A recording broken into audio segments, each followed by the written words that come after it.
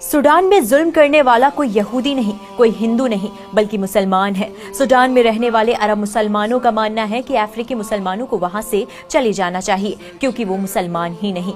वैसे तो सूडान में 2023 से गृह युद्ध चल रहा है और ये जंग अरब के ही दो सुन्नी गुटों के बीच चल रही है जो पहले दोस्त थे। RSF और SF इन दोनों ने मिलकर ही 2019 में सूडान की तानाशाह सरकार उमर अल बशीर को हटा दिया था और सूडान के लोगों से वादा किया था कि वोटिंग से सरकार बनेगी, पर अपने किए वादे से पीछे हट गए और अब ये दोनों गुट देश की सत्ता हथियाने के लिए लड़ रहे हैं क्योंकि सूडान में गोल्ड यानी सोने की खदानें हैं। अल जजीरा की रिपोर्ट की माने तो ये जंग अब ताकत की नहीं बल्कि फिरकों की जंग बन गई है। अब रंग देखकर मुसलमानों को मारा जा रहा है और सबसे ज्यादा जुल्म कर रही है RSF, जिसको साथ मिल रहा है UAE का। UAE गोल्ड के बदले RSF को हथियार, ड्रोन और गोला बारूद दे रहा है ताकि RSF अफ्रीकी मुसलमानों पर जुल्म जारी रख पाए। RSF कहता है कि सूडान सिर्फ अरब के मुसलमानों का है, ना कि अफ्रीकी मुसलमानों का। वहीं दूसरी तरफ SF इन अफ्रीकी मुसलमानों का साथ दे रहा है। SF कहता है कि अफ्रीकी मुसलमानों को भी जीने का हक है।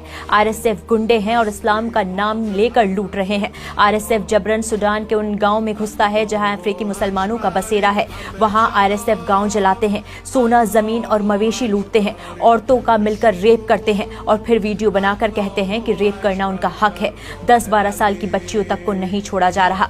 उनके भाइयों को उनके सामने जिंदा जला दिया गया, गले काट दिए गए और फिर बच्चियों और औरतों को गुलाम बना लेते हैं। छोटे छोटे मासूम लड़कों को या तो उनकी आंखों के सामने काट देते हैं या लड़ने के लिए भेज देते हैं। उनके बुजुर्गों की दाढ़ी खींचते हैं और कहते हैं कि खुद को जिंदा दफन कर लो। हर रोज जुल्म की इंतहा पार हो रही है। अब तक हजारों लोग मौत के घाट उतारे जा चुके हैं और तकरीबन 1.5 करोड़ लोग बेघर हो गए। बच्चे भुखमरी से जूझ रहे हैं। एक अफ्रीकी बाप मरते मरते अपने बेटे को वीडियो कॉल करता है और उससे कहता है कोई हमें मुसलमान माने या नहीं माने, तुम कभी अल्लाह और उसके रसूल का साथ मत छोड़ना।